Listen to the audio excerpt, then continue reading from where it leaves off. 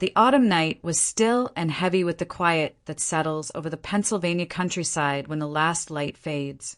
In the modest brick house on the outskirts of Lancaster, Margaret Whitfield had just turned off the kitchen lights and was heading upstairs. At 57, her evenings were predictable now.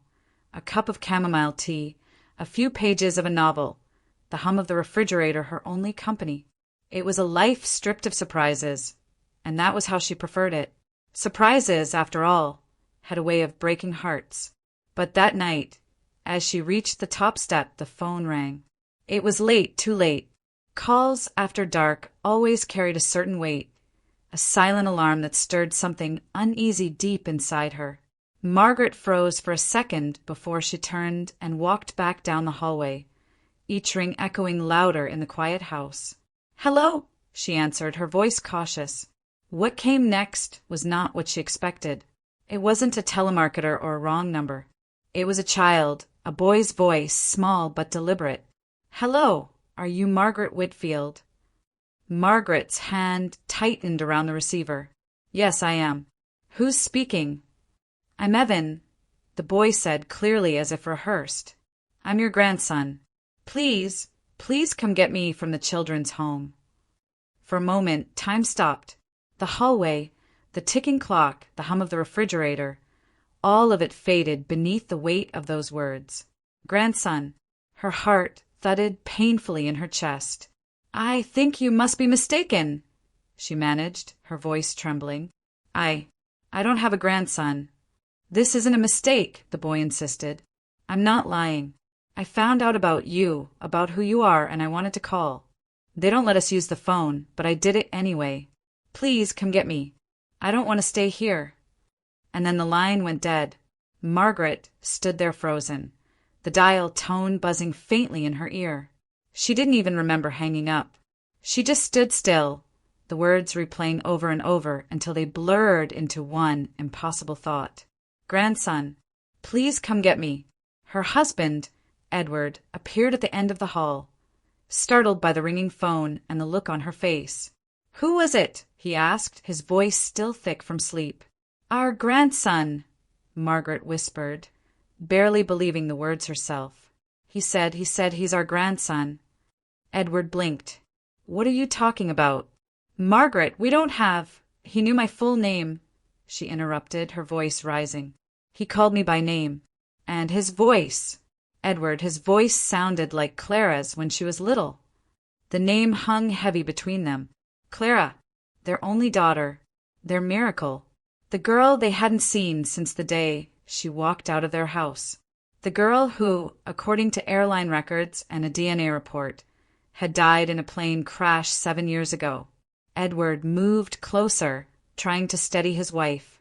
"It's probably a cruel joke," he said gently. "There are scams, you know. People prey on grieving families. Maybe someone found your number and thought—" "No," Margaret said firmly, shaking her head. "This wasn't a scam. He didn't ask for money. He didn't even say much at all. He just asked me to come get him."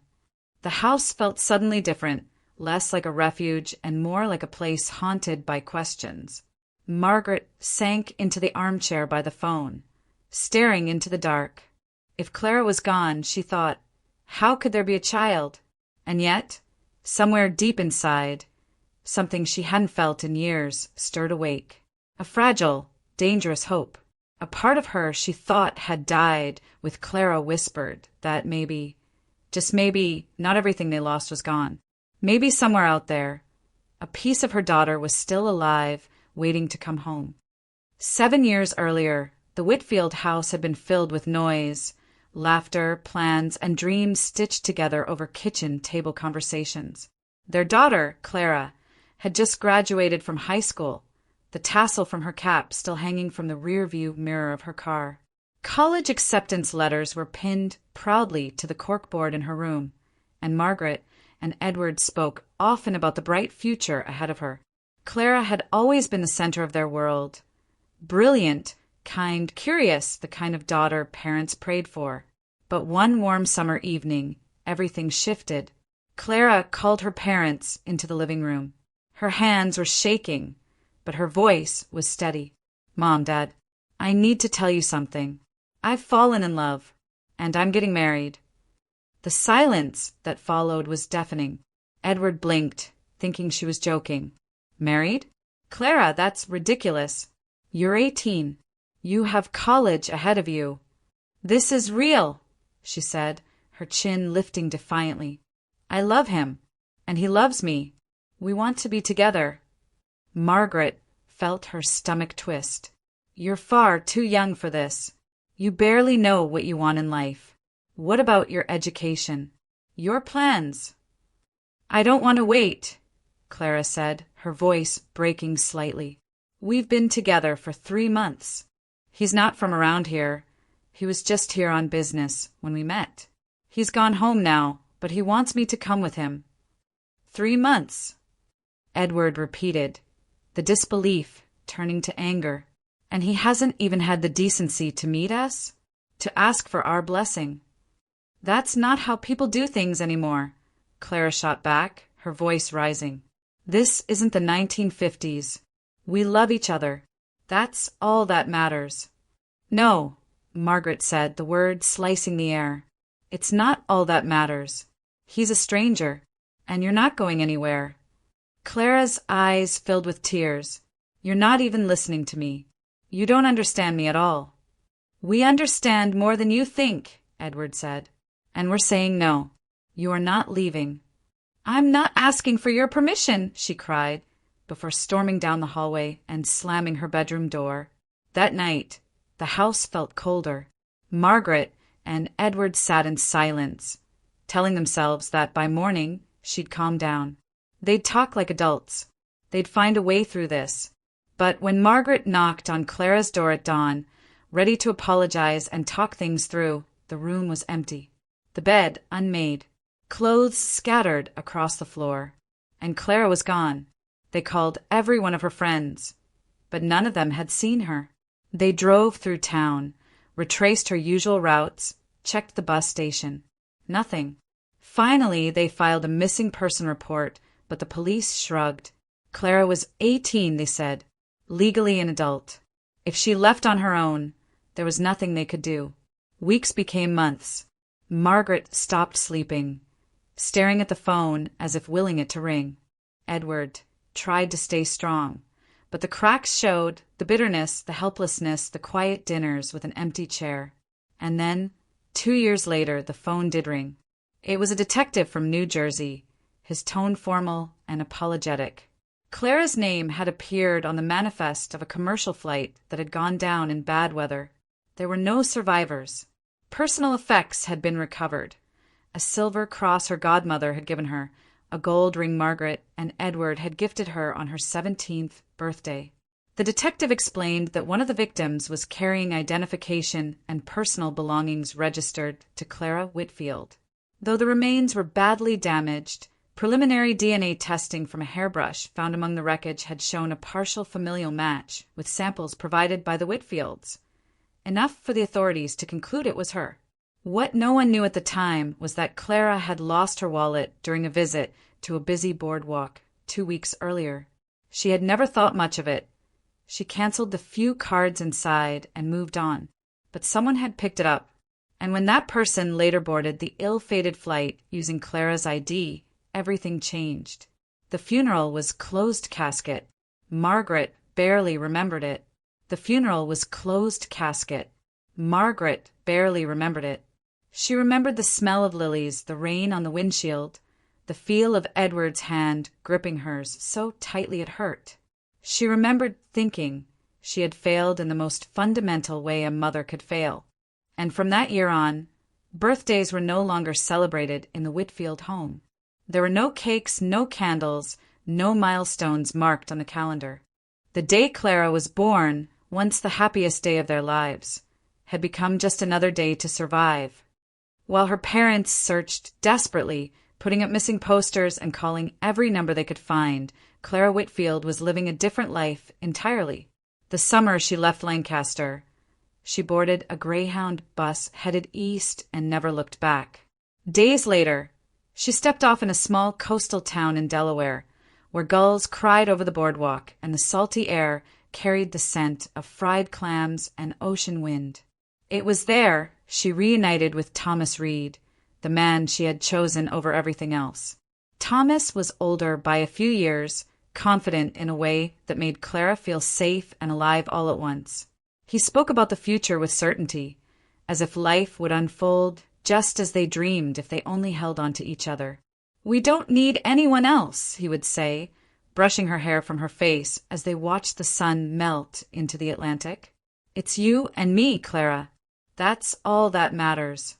They rented a tiny one-bedroom apartment above a bait shop with creaking wooden floors and a view of the water if you leaned far enough out the window. It wasn't much, but to Clara it was freedom. They spent their days walking barefoot along the beach, stealing kisses on the pier, and talking late into the night about the family they would build and the adventures they would chase. For the first time, Clara felt she was writing her own story. There were moments when she thought about her parents, about her mother's gentle laugh and her father's quiet pride. But she pushed those thoughts away. That life was behind her now. This was her new beginning. Weeks turned into months. Their love deepened, and their small routines became a rhythm Clara cherished. Cheap takeout dinners on the floor, shared cups of coffee as the sun rose, Thomas's arms around her when the ocean wind turned cold. But one morning, Clara woke with a heaviness she couldn't ignore. The scent of coffee made her stomach churn. The world tilted slightly when she stood too fast. Days passed and the nausea stayed. And then, in the bathroom of their apartment, she stared down at 2 pink lines that changed everything. Pregnant, her hands trembled as she waited for Thomas to come home. When he finally stepped through the door, she blurted it out before fear could stop her. "Thomas, I'm pregnant." For a heartbeat, his face was unreadable. Then he smiled a wide, boyish grin that melted her anxiety. He pulled her into his arms, laughing. "We're having a baby," he said, almost in disbelief. "Clara, this is the best news you could have given me." The days that followed were filled with whispered plans and late-night promises. They talked about baby names, about saving for a bigger place, about the life they would build as a family. Thomas swore he would take care of them. "I'll work harder than I ever have," he told her, pressing his forehead against hers. "You won't have to worry about a thing." But beneath his excitement, Clara sensed an undercurrent of restlessness. He spent more time out late, coming home with vague stories about people he was meeting and opportunities that were too good to pass up. One night, as they sat on the worn couch with the sound of waves crashing beyond their window, Thomas mentioned it. "There's this job," he said casually, as if testing her reaction. "It pays more than I could make in a year, maybe 2. It's a one-time thing, Clara. Just one night, and everything changes for us." She frowned. "What kind of job?" He kissed her hand, avoiding the question. "The kind that sets us up for life. Trust me." Clara wanted to trust him. She wanted to believe that their love and their future would be enough to shield them from whatever risks lay ahead. So she nodded, pushing aside the uneasy feeling curling in her stomach. She couldn't know then that the choice Thomas was about to make, the one-time thing he spoke of so casually, would shatter their fragile dream and pull her life into a darkness she could never have imagined. The night Thomas spoke of that one-time job came and went, and with it the fragile peace that had wrapped around Clara's life by the sea. He left after dinner, kissing her forehead and promising he'd be back before sunrise. She stayed awake long after midnight, unable to shake the unease that had taken root in her chest. Each passing hour without word from him deepened the knot in her stomach. And then, just before dawn, a sharp knock on the door shattered the silence. It wasn't Thomas. It was 2 police officers. "Are you Clara Whitfield?" One of them asked as she stood frozen in the doorway, still in her nightgown. "Yes," she whispered. The older officer shifted uncomfortably. "Thomas Reed was arrested last night during a residential burglary. We need to ask you a few questions." The words barely made sense. Arrested? Burglary? It felt like the air had been sucked out of the room. They questioned her briefly, how long she'd known him, where he'd been that night, whether she knew anything about the crime. She had no answers. She barely heard them. When they left, the tiny apartment that had felt like a dream now felt unbearably small and suffocating. Days later, she attended his arraignment, standing quietly in the back of the courtroom while the charges were read: breaking and entering, grand larceny, possession of stolen property. Thomas wouldn't meet her eyes. When the judge set bail far beyond anything she could afford, Clara's knees buckled. It was real, all of it. The man she had trusted with her future, with her child's future, had thrown it all away for a job. At the sentencing hearing weeks later, she sat on a hard wooden bench, heart pounding in her chest, as the judge delivered the words that would change everything. 8 years in state prison. Clara clutched her belly, the small swell that held their unborn child, and felt her world tilt. When she stepped out of the courthouse into the sharp coastal wind, she was no longer the girl who had run away for love. She was alone, pregnant, and with no one to turn to. In the days that followed, Clara barely left the apartment. Bills piled up on the table. The whispers of neighbors who had seen the news seemed to follow her down the street. She imagined their judgment, the pity in their eyes. The foolish girl who ran away for a man and ended up with nothing. Nights were the worst. That was when the voices in her head were loudest, cruelest. With a criminal, Clara? That's who you chose. You threw away your future, your family, and now you want us to help. You made your bed. Lie in it. She could hear her parents' voices, even though they'd never said those words. Maybe they would have welcomed her home. Maybe they would have forgiven everything.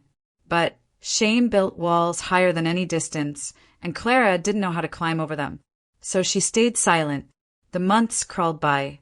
She sold what little she owned and moved into a smaller apartment closer to the docks, where the rent was cheaper and the neighbors didn't ask questions. She kept to herself, working odd jobs when her body allowed, and prepared for the baby's arrival as best she could. She talked to the child growing inside her as if he could understand. "We'll be okay," she whispered into the dark. "I'll make sure of it." But beneath her words, Clara knew she was drifting further from the life she once knew, further from the girl she used to be. The ocean waves still rolled onto the shore outside her window, indifferent and endless, but everything inside her had changed. She was no longer the bright, hopeful daughter of Margaret and Edward Whitfield. She was a woman alone, carrying a secret and a child, waiting for a future she could no longer picture. 9 months after Thomas's sentencing, on a gray and windy March morning, Clara Whitfield gave birth to a baby boy. The nurses placed him in her arms, warm and impossibly small, his tiny fists waving in the air as if reaching for her heartbeat. She named him Evan, a name she had chosen quietly during the long, lonely months of her pregnancy, a name that meant young warrior. The early weeks were hard but sweet. Clara had little money and no family nearby, but Evan's presence filled her small apartment with a light she hadn't felt in years. She whispered stories to him about the ocean they could see from their window, about the life she hoped to give him, a life far brighter than the one she was living now. When Evan was 6 weeks old, Clara received a letter from Thomas. He wanted her to visit him at the state correctional facility 2 towns over. He'd been writing for weeks, he said, but she hadn't answered. He missed her. He missed their son. Please come. The visit meant everything to her. Maybe they could talk about the future, about co-parenting, about how to make this work. But it was also complicated. Infants weren't allowed inside the facility, and she had no family or friends to leave Evan with. That's when she met Mrs. Dorothy Collins, a retired nurse who lived down the hall. Dorothy was kind and soft-spoken, with silver hair and a fondness for baking pies that made the whole building smell like cinnamon. She had seen Clara struggling with a stroller one afternoon and offered to hold the door. Soon, the 2 women were talking over tea. Dorothy told Clara she'd raised 3 children of her own and would be happy to watch little Evan for a few hours whenever she needed a break. The offer felt like a blessing.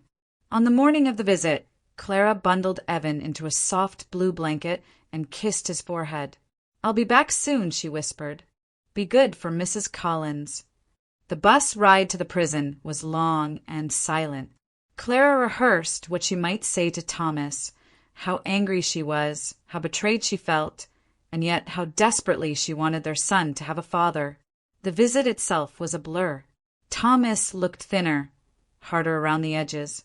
He talked about appeals and early release, about dreams of a house and a job waiting for him on the outside. Clara listened, but said little. Something in her had changed. By the time she stepped off the bus that evening and started the walk back to the apartment, the sky had turned violet. But as she rounded the corner onto her street, she saw flashing red and blue lights. 2 police cruisers, an ambulance. A small crowd gathered near the entrance of her building. Clara's heart lurched. She pushed through the onlookers and stumbled inside. A paramedic was rolling a stretcher out of Dorothy's apartment, and on it lay Dorothy herself, pale and still beneath a sheet. "Ma'am, are you Clara Whitfield?" an officer asked gently. "We need to speak with you." The words blurred together. "Heart attack, no signs of foul play, pronounced dead at the scene." But all Clara could think was Evan. "Where's my son?" she cried. "He's safe," the officer assured her. Neighbors heard him crying and called 911. He was alone when first responders arrived. "He's been taken into protective custody until a guardian can be located." But there was no guardian. There were no documents tying Clara to Evan. No birth certificate listing her name, no emergency contacts, no family nearby. By the time she reached the Sussex County Department of Human Services, Evan had already been placed into a county-contracted group home. There, staff gave him a placeholder surname and a case number. And Clara never showed up again. Maybe it was panic. Maybe it was despair. Maybe shame crushed her so completely that she couldn't face what had happened. But from that night on, she vanished from Evan's records and from the town itself, as if she had never existed at all. The phone call from the boy who claimed to be her grandson had haunted Margaret Whitfield every night since it happened. She had replayed the sound of his voice in her mind, the quiet plea, the unmistakable tremor of hope, until it became impossible to ignore. So on a gray October morning, she packed an overnight bag, kissed Edward goodbye, and boarded a bus heading east. 2 hours later, she stepped off in a small coastal town in Sussex County, Delaware, a place she had never been but now felt inexplicably drawn to. The County Children's Services Center was a squat brick building that looked more like an elementary school than a group home. Her heart pounded as she walked through the front doors and approached the reception desk. "Good morning," she began, her voice trembling despite her best efforts. "I'm here because I believe my grandson might be here. His name is Evan. Evan Reed." The receptionist gave her a polite but distant smile and asked her to wait. A few minutes later, a woman in a navy suit, the facility director, appeared and led Margaret into a small office. "I understand why you're here, Mrs. Whitfield," the woman said gently. "But without legal documentation, custody papers, guardianship orders, or DNA results, I can't let you see any of the children. It's for their safety." "I understand safety," Margaret replied, her voice breaking. "But please, I'm not here to cause trouble. I think he's my daughter's child. My daughter Clara. She died 7 years ago." The director's expression softened, but her answer did not change. "I'm sorry. That's not enough. We have protocols we must follow. If you can obtain documentation, you're welcome to reapply for a visit. Until then, I'm afraid there's nothing I can do." Margaret left the office with her chest aching. She walked aimlessly through the nearby streets, past weathered row houses and shuttered seafood shops, until she found a bench near the water. For the first time in years, tears slipped down her cheeks. Maybe Edward had been right. Maybe the phone call was a mistake, a cruel joke, a coincidence. Maybe Evan didn't exist at all. She was about to stand and head back toward the bus stop when a voice startled her. "Mrs. Whitfield." She turned. An elderly man in a worn tweed jacket and flat cap stood a few feet away, holding a small envelope. "Forgive me for intruding," he said. "My name is Frederick Hill. I used to manage the children's home. I couldn't help but overhear why you're here." Margaret blinked, unsure whether to hope or to guard herself. "Yes, I came because of a boy, Evan." The man nodded slowly. "I remember a baby who came to us about 6 years ago. Found alone in an apartment after his caretaker passed away. No documents, no family contact. He was given a placeholder name until we could learn more. But no one ever came." He hesitated, then offered her the envelope. "I kept this. I probably shouldn't have, but I couldn't bring myself to throw it away. It was among a stack of abandoned papers left behind by one of the child's caregivers. I think it belonged to your daughter." Margaret's hands shook as she unfolded the letter inside. The handwriting was Clara's, looping and familiar, a piece of her long-lost child suddenly alive again on the page. "Mom, Dad, I don't even know how to begin. I'm sorry for everything. I met someone, Thomas, and we're going to have a baby. I know I hurt you when I left, but I never stopped thinking about you. I was too ashamed to call. Thomas made mistakes. He's in prison now, but he's promised to change. I want our son to know his grandparents. I want to come home. I want you to meet him." The letter ended there, the final sentence unfinished. The ink trailed off mid-stroke, as if the pen had slipped from her hand and she had never returned to finish the thought. Frederick's voice was soft. "That's all there was. No one knows what happened after that. She never came back. And the boy, he grew up here."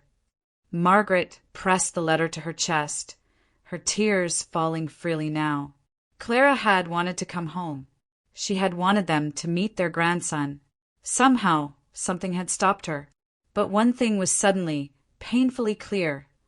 Clara's story hadn't ended with that plane crash, and neither had theirs. The letter had changed everything. It had taken Clara's story from rumor to reality, from tragedy to something far more complicated and far more hopeful. Margaret Whitfield didn't know what to do with that hope yet, but she knew she couldn't go home without trying. Before they parted ways that afternoon, Frederick Hill leaned on his cane and spoke quietly. "I shouldn't say this," he admitted, glancing back toward the children's home as if the building itself might overhear him. "But I still have friends on staff. If you come back tomorrow around 4 o'clock, I might be able to arrange something. It wouldn't be official, you understand, just a chance for you to see him." Margaret's breath caught.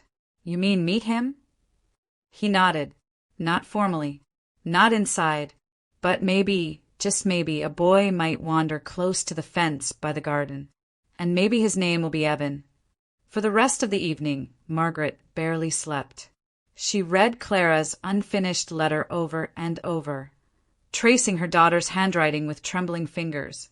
"I want our son to know his grandparents." The words were a promise Clara never got to fulfill.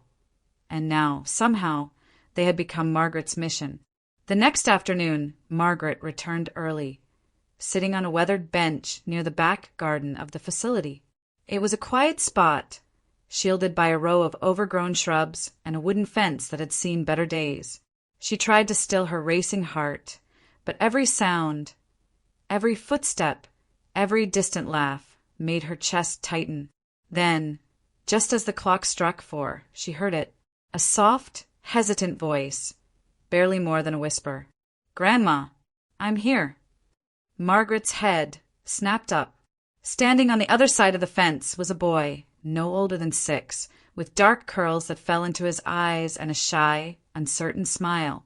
His clothes were simple, his sneakers scuffed, but his gaze was bright and searching. For a long moment, neither of them moved. They simply looked at each other, as if trying to memorize every detail. Then Margaret was on her feet, her vision blurring with tears. "Evan," she whispered, her voice shaking. "Oh, sweetheart, it's you." The boy hesitated only a second before stepping closer to the fence. Margaret knelt down, pressing her hands against the wood as if she could reach through it.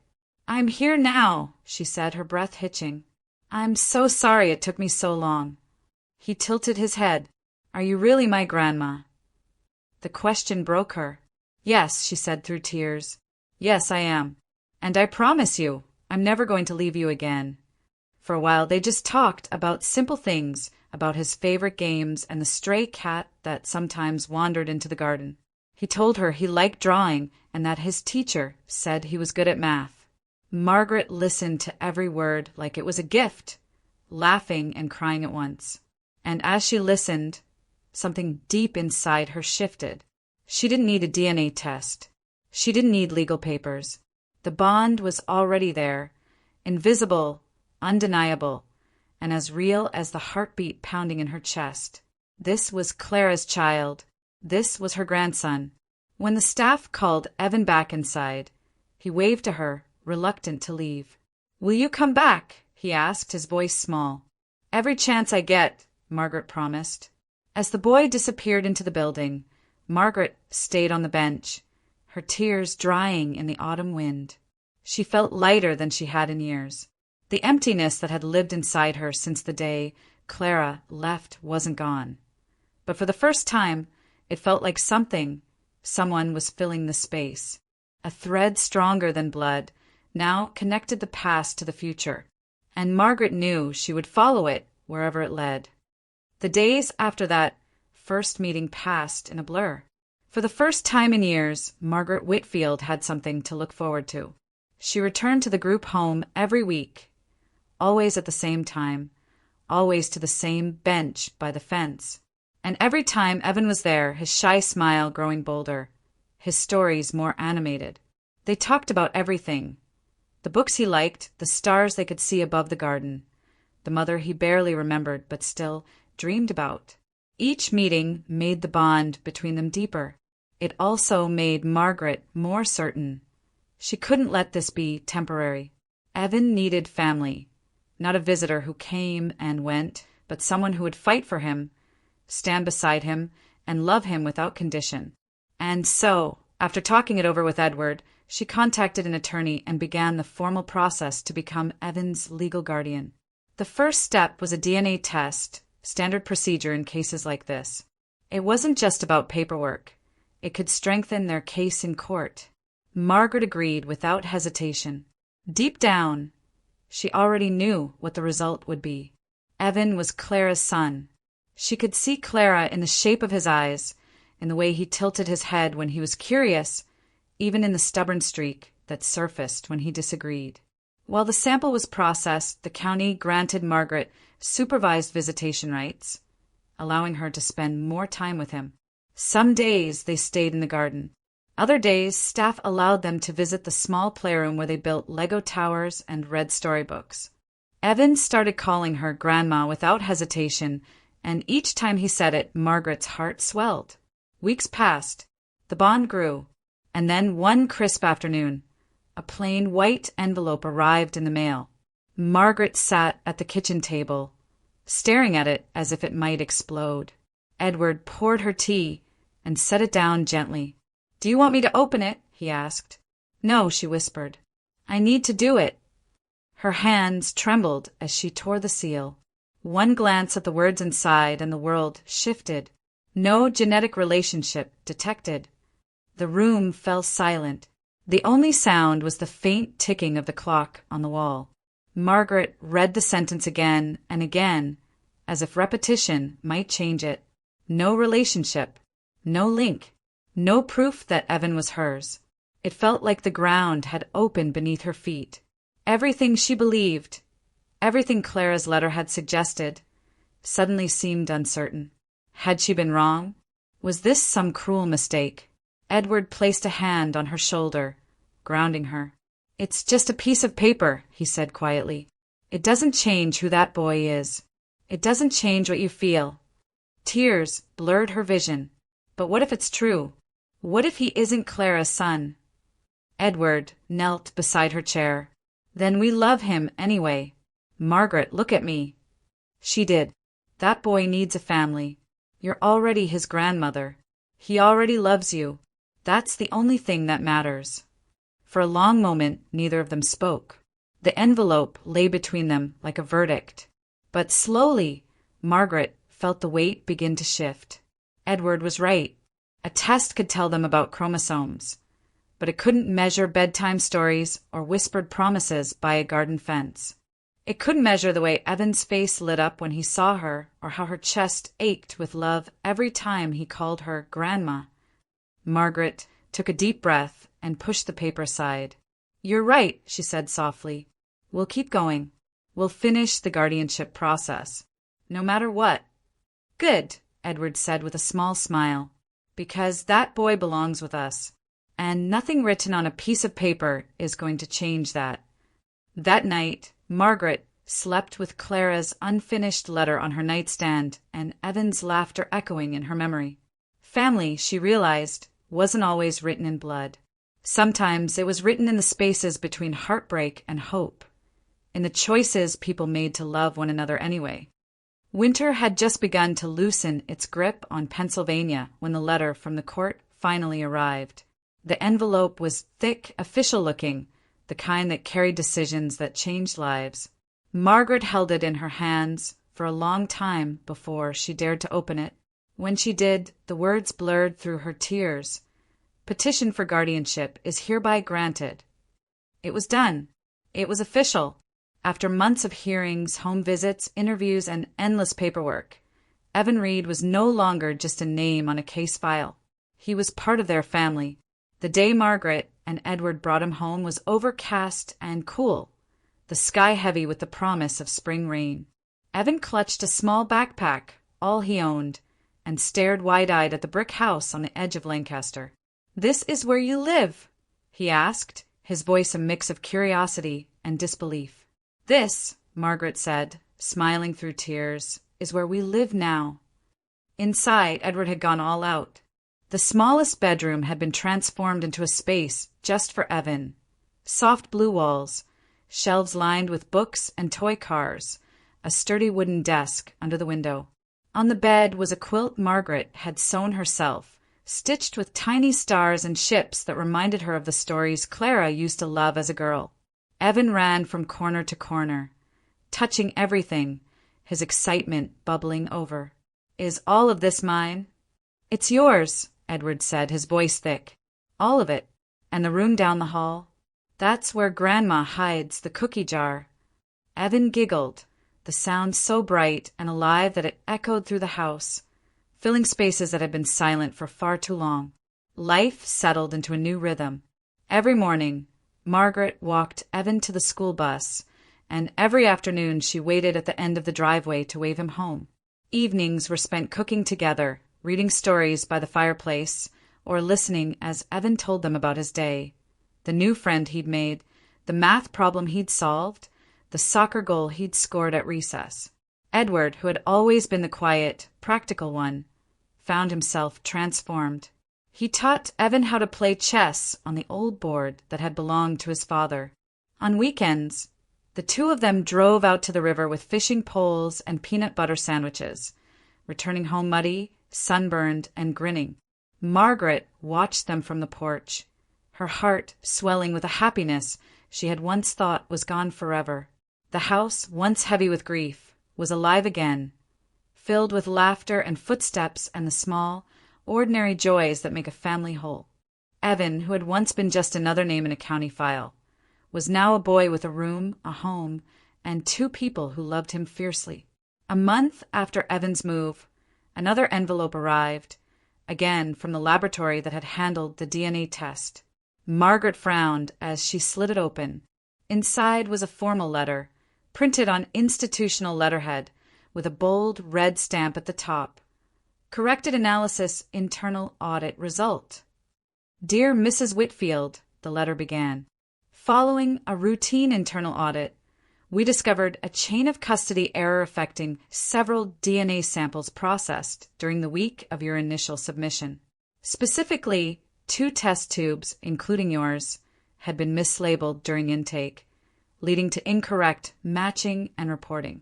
We have since reanalyzed your original DNA material using updated procedures and verified identifiers.